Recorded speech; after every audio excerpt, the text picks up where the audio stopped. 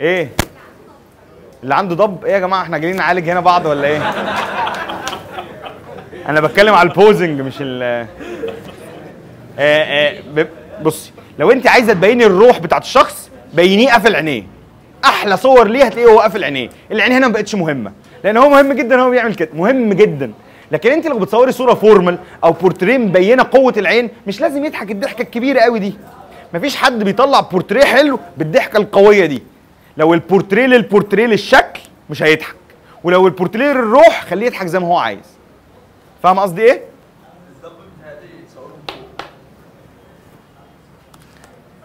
مش عارف موضوع الضب ما درسناهاش. هرد على السؤال عشان 20 جنيه 40 جنيه ورا حد.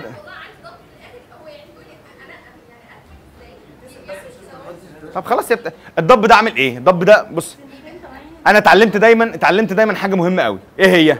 حولي اي حاجه في الصوره لقاعده من القواعد. الضب ده عباره عن ايه؟ عباره عن سن طالع لقدام، صح؟ يبقى معنى كده في الزد ما تصوريش من هنا ابدا.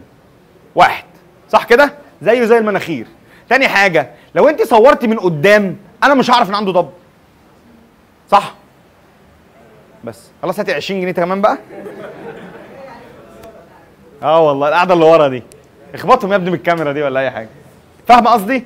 اي حاجه موجوده في الصوره حوليها لحاجه من الحاجات اللي انا بقول عليها دي.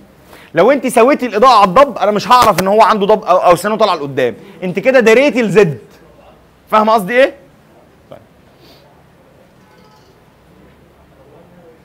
دي شويه صور كده موجوده اونلاين.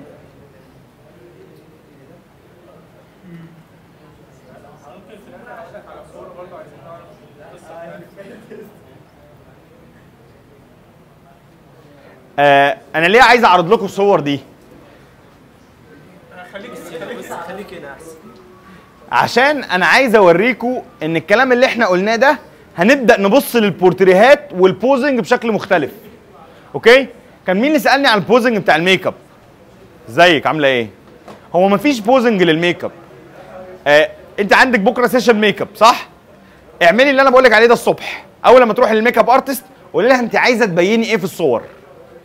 هتقول لك والله احنا هنعمل الرموش هتبقى حلوه هنعملها، العين هتبقى هنركب لينسز، الشفايف هنحطها ننفخها، الخدود مش عارف ايه. اعرفي منها كل حاجه هي عايزه تركز عليها وابداي خدي الزاويه اللي بتخليكي تركزي على الحاجه دي. مفيش بوزز معينه، بس خلي بالك من الحاجات اللي احنا قلناها من شويه. يعني ما ينفعش تكون هي بتعمل ميك اب لواحده مناخيرها طويله وطول الوقت انت مصوراها من هنا. فاهمه قصدي؟ حولي كل حاجه قدامك للاكس والواي والزد. تمام؟ هنا اهو شايفين ايه الفرق ما بين الصورتين؟ لا، الفرق في الخطوط. انا عايزكم تقولوها من الحاجات اللي انا كتبتها. اوكي؟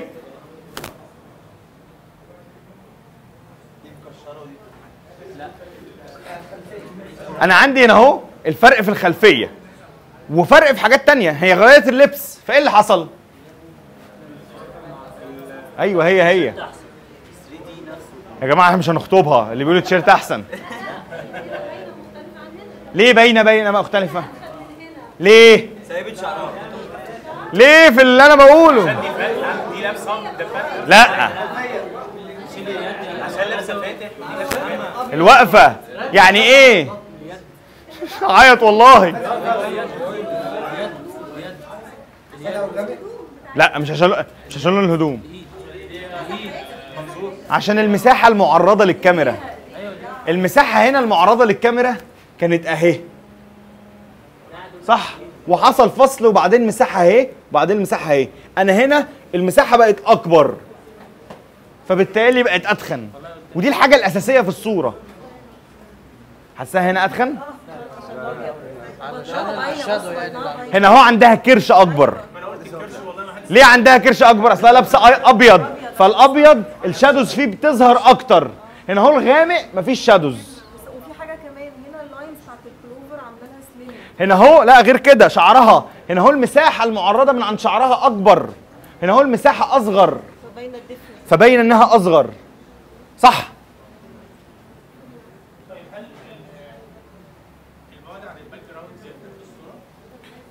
بيفرق في الوقفه ان انت بتخلي اللي بيبص يتفرج على الصوره بس، يبقى الباك جراوند بلوري. ايه اللي حصل هنا؟ تخينه قوي دي رفيعه. لا هي بتقطع عين على ظهر. المساحه المعرضه للكاميرا. ما انا بقول كده. ايوه يا عم انا في بفش عليك. اللي حصل ايه؟ المساحه المعرضه للكاميرا، هنا المساحه بقت اهي. اوكي؟ والمساحه بقت هنا. الخطوط، هنا الخطوط كانت عامله كده. صح؟ هنا هو بدات انا اديها الكيرف شويه، الخطوط بتاعت البنت. اوكي؟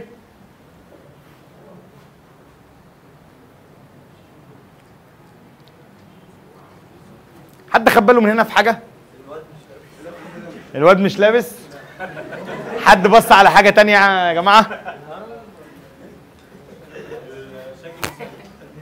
اولا الشكل هرمي. صح؟ تاني حاجه كل الاوبجكتس اللي موجوده في الصوره لاينز بتشاور على حاجات معينه، يعني البنت اللاينز بتاعتها اهي. الراجل اللاين بتاعته اهو. الطفل اللاين بتاعه اهو. البنت اللاين بتاعها اهو. كله بيخليك ما تخرجش بره الصوره. فاهمين الفكره؟ ما هو المصور هو اللي قال للراجل ده حط ايدك كده. كان ممكن ينزلها تحت، كنت انت هتيجي تتفرج مش هتلاقي ان هنا في حاجه، ايد الراجل دي انفصلت. هتبقى عينك بتدور على بقيه الراجل فين؟ لا انا جبت لك بقيه الراجل ودخلتها لك جوه معايا في الصوره. اوكي؟ دي فكره الكيرفي. البنات وهي بتتصور ما تبقاش كده، تبقى كده شويه. اوكي؟ مش في الشارع طبعا الكلام ده. وايه الفرق بين الاولى والثانيه؟ الثانيه فتح ايديها او الثانيه قبل ايديها. دي فتح ايديها ودي قافله ايديها. خلاص خدت بالك؟ ده التدريج. البنت تبقى واقفه عامله كده، لا تبقى فاتحه ايديها شويه ويبقى الموضوع كيرفي. بص هنا اللاينز عامله ازاي؟ خط الجسم عامل كده. هنا هو خط الجسم عامل كده. يعني اي بنت مليانه من منطقه البطن يفضل انها تفصل العين عن اي بنت مليانه من هنا لا تفصل عشان وتقف كده. بصي تفصل وتقف كده. اوكي؟ او ممكن تعمل كده عشان تبعدي اصلا الموضوع عن تحت. تخليها كده فوق وتخليها بالجنب وتحاولي تصوريها من فوق شويه، لان انت لو نزلت لنفس مستواها ده هيبان بحجمه الطبيعي، فانت لا تصوري فوق شويه فتلاقي ان ده صغر. فاهمه؟ الصوره الشمال والصوره اللي في النص دي موجوده دي خط نفس سؤالي. يا ابني ما ايه الايدين.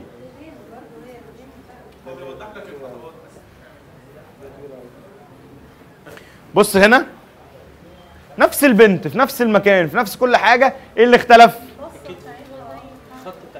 الخط بتاع الكتف، الاكس والواي والزد. بصوا هنا كنت انا شايف الجسم كله في الاكس، هنا هو دخل شويه في الزد، بقيت برضو شايفه في الاكس صغير. صح؟ ايه تاني؟ الوش اخير. الوش كان عامل كده، خليته عامل كده اهو. صح؟ هنا هو الخدود شفطت. الوش ارفع.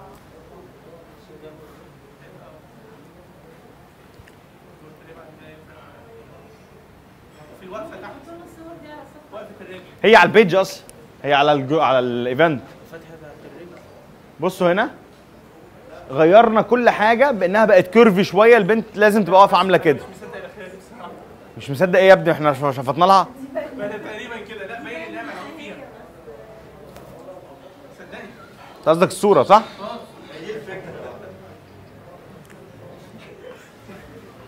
بصوا هنا المساحه دي.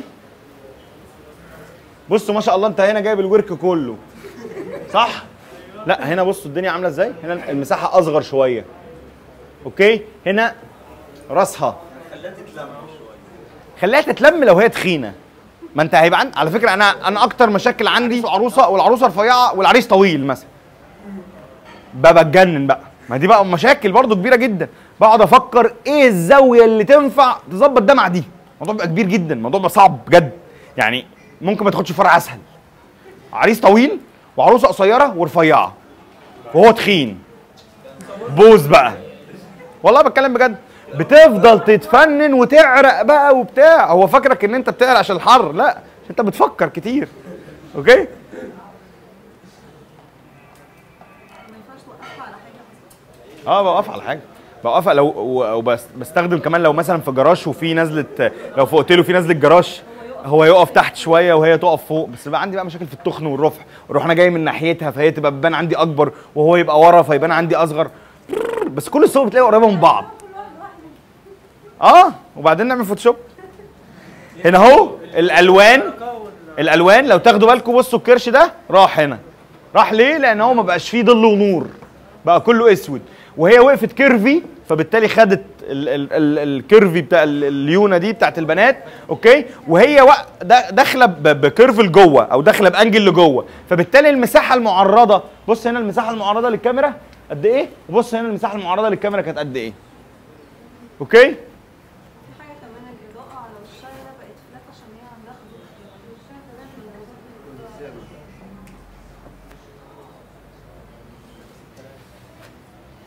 نفس الفكره، هي عندها مشاكل هنا. ايه كل ده؟ اهو هي بتقفل، بتلم ايديها كده عشان تلم الموضوع. على فكره بتكلم بجد، مش حاجه بتضحك يعني. اوكي؟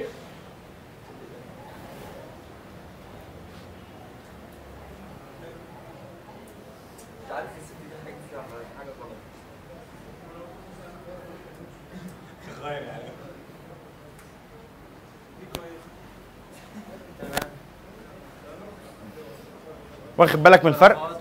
واخد بالك انت من الفراغ اللي موجود هنا؟ ليه الفراغ اللي موجود هنا؟ الفراغ اللي موجود هنا عشان تكبر المساحه اللي موجوده. طب هي رفيعه عشان هي الطخه. ايوه، المساحه اللي متشافه في الكاميرا كده. عارف الرفيعين كمان بيتصوروا ازاي؟ بيتصوروا دايما كده. ليه تصور كده؟ ما تلاقيش ابدا معتز الدمرداش متصور كده. هتلاقينيش انا ابدا متصور كده. تلاقي طول الوقت انا عامل كده. ليه بنعمل كده؟ عشان انت منى الشاذلي عامله كده على الدائري، كله عامل كده يا باشا.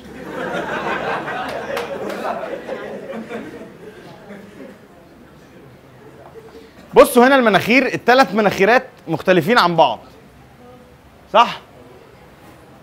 الوش نفسه مختلف لان الزاويه مختلفه والاضاءه مختلفه. اوكي؟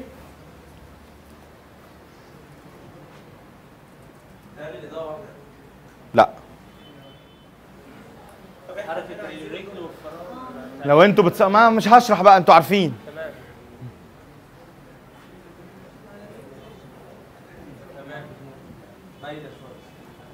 لا ماشي، لازم اقول لكم عشان الفيديو. المنطقه دي ما تخليهاش تبقى واقفه عامله كده. اوكي؟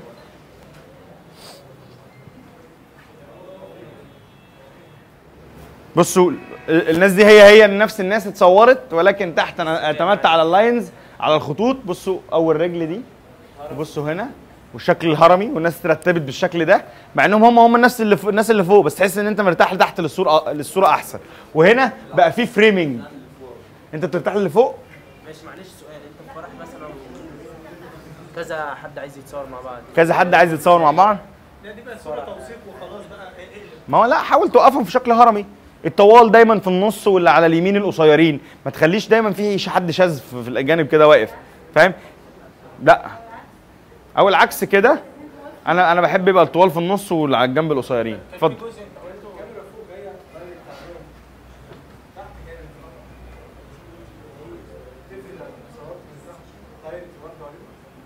لا مش تفرق. هو هنا كان عايز يعمل فريمنج ليهم، يعني انت لو خدت بالك هنا جاب الباك جراوند كلها الارض، ما خلاش فيه السماء والجبال، وخلى هنا في اللاين ده واللاين ده محوطين الجسم. هو كان المفروض ينزل يصور من تحت. هو كان المفروض روح قول له. لا هو فكره ان هو فعلا عايز يبقى. طيب ازاي نكتر عدد الناس انت كنت قايل؟ مش عارف انا ايه ده الصراحه. الكلام بتاع اليد اللي انت لسه كنت قايل. فهمت الفكره؟ ايوه. الابيض طبعا عامل شغل السنين، ولو دي كانت لابسه اسود الموضوع كان هيختلف. هي تقريبا كان في صوره لابسه اسود.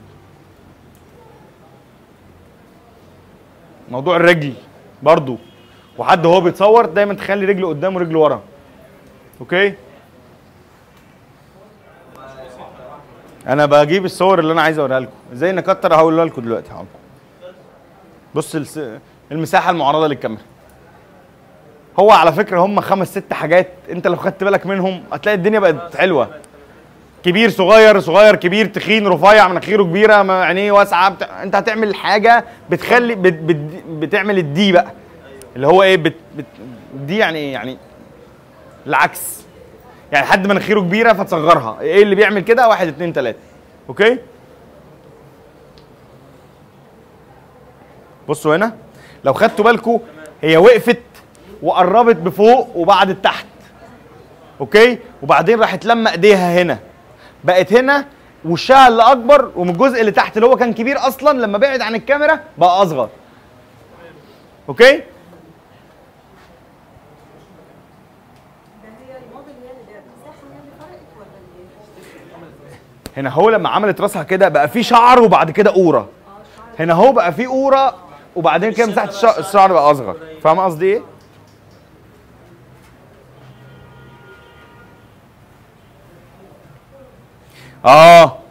الرقبه. ما تخليش واحده عامله كده وتروح مرافع رقبتها لفوق، هي ناقصه. هي عندها اصلا المشاكل الاولين والاخرين. فانت بتحاول تقلل المساحه اللي هي شايفاها في اللي انت شايفها في الرقبه، فبتنزل الراس شويه. الصور دي مش تخلص ولا ايه؟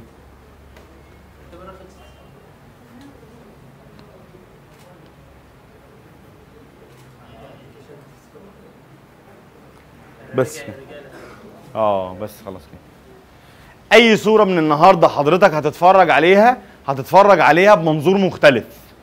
عمرك ما هتقول المصور ده كان موقف الشخص ده بالشكل ده بالحب كده. لو المصور ده محترف هو عارف يوقف الشخص ده ازاي. وعشان كده انا اعرف ناس كانوا بيجوا يقولوا لي المصور ده هو الوحيد اللي بيطلعنا حلوين. هو ده الوحيد اللي درسكم، عرف عينيك عامله ازاي وراسك عامله ازاي وجسمك عامل ازاي، فيوقفك وقفه تخليكي انت شايفه نفسك حلو.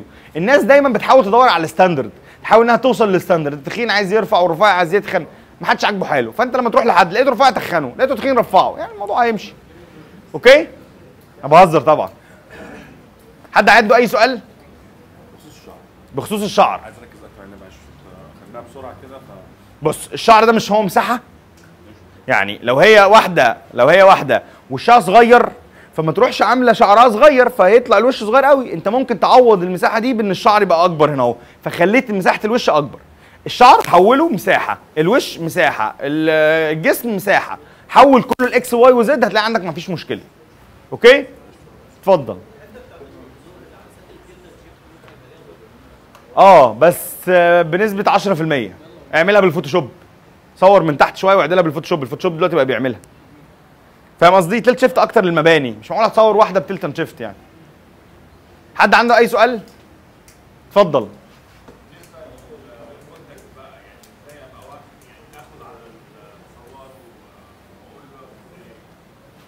ازاي تاخد على اللي بيصوره وتقول له يقف ازاي؟ تقول له يقف ازاي؟ قول له كده، اقف كده. يعني مش عارف دي، انا تاخد على اللي بيصوره دي لازم دايما يبقى في وقت ما بينك وما بين اللي قدامك. يعني ما ينفعش انت رايح تصور حد بورتريه تروح رايح مصوره بورتريه، يعني عمرها ما بتحصل. في مصورين كتير جدا من المصورين المتخصصين في البورتريه لازم بيقعدوا من 4 ل5 ساعات الاول يحكوا مع الشخص عشان يبداوا ان هم يفهموه، عشان على الاقل لما الشخص اللي قدامك يضحك ضحكه فيك تبقى انت عارف انها فيك. ما انت عرفت من وسط الضحك كده امتى بيضحك حلو، هل هو بيقفل عينيه ولا لا، عنده مشكله لما يجي يضحك بيعمل كده. ما انت الكلام ده كله مش هتعرفه من اول مره. فلازم يبقى في الاول يعني قعده تعارف، تقعد معاه الاول قبل ما تصوره. حتى يفضل مع العريس والعروسه ان انت ما تشوفهمش اول يوم الفرح اول مره، يعني يبقى في قعدات ما بينكم قبل كده عشان انت تبقى رايح متخيل. اوكي؟ فاهم قصدي ايه؟ عشان ما تتفاجئش باللي انا كنت بقوله من شويه، الراجل تخين وطويل وهي قصيره ورفيعه. فاهم قصدي ايه؟ الحاجات دي بتبقى انت محتاج لها تحضير. هتقف ازاي؟ ايه الزوايا الاحسن؟ كنت لسه بقول لها لو هي قصيره وهو طويل احاول ادور على مكان عامل كده هو عشان لما يقفوا الاثنين جنب بعض ما يبقاش عندنا مشكله. اخليه هو يوطي شويه، اخليه يقعد وهي تبقى اخليه الاثنين يقعدوا، فبالتالي المساحات تبقى ثابته. فاهم قصدي ايه؟ وهكذا. اي سؤال؟ اتفضل. الخدود. بص الخدين هم صح؟ هم عاملين كده. لو انت خبطت اضاءه دايركت هنا اهو كده اهو، ايه اللي هيحصل؟ المكان ده هينور ودول هيبقوا فيهم شادوز. صح كده؟ فبالتالي هيبانوا كبار. لو الاضاءه في وش المصور يعني انت مالي كل الاماكن دي بالنور فلات. اوكي؟ والاضاءه الفلات ما بتبقاش حلوه قوي في بعض الاحيان. وعلى فكره انا عايز اقول لك على حاجه، البوزنج مش معناه ان انت تغير ملامح اللي قدامك. يعني مش معقول انت بتصور واحد تروح لاغي خدوده ومصوره مناخيره وموسع له عينيه ومكبر له شعر، ما خلاص كده اختلف. يعني كده بقى عنده مشاكل، يعني كده بقى شخص تاني. البوزنج ان انت تغير المشاكل مع الكاميرا. هو الشخص مبقاش فيه عيب، بس الكاميرا هتفضل طول الوقت شايفاه بال2 دي. احنا حلينا ان احنا او احنا مش وظيفتنا ان احنا نغير ال2 دي ده. فاهم قصدي؟ مفيش شخص فيه عيوب، يعني هو ده شخصيته، مناخيره طويله. حد اي سؤال؟ اتمنى اكون افدتكم النهارده. اوكي؟ ازاي تكبر العدد؟ قرب منه جدا وصوره من فوق. عارف انت قناه لما كانت بتصور اوكي؟ اصور اوريك صور جولد؟ لا مش فيها مشكله، اونلاين اصلا، ممكن اوريها لك دلوقتي، اوريها لك على الموبايل. اوكي؟ يا ريت اشوفكم الخميس الجاي ان شاء الله في ايفنت الخميس الجاي. انا مش عارف هو ايه حتى الان، بس هو هيبقى حلو ان شاء الله. اوكي، شكرا شكرا شكرا شكرا.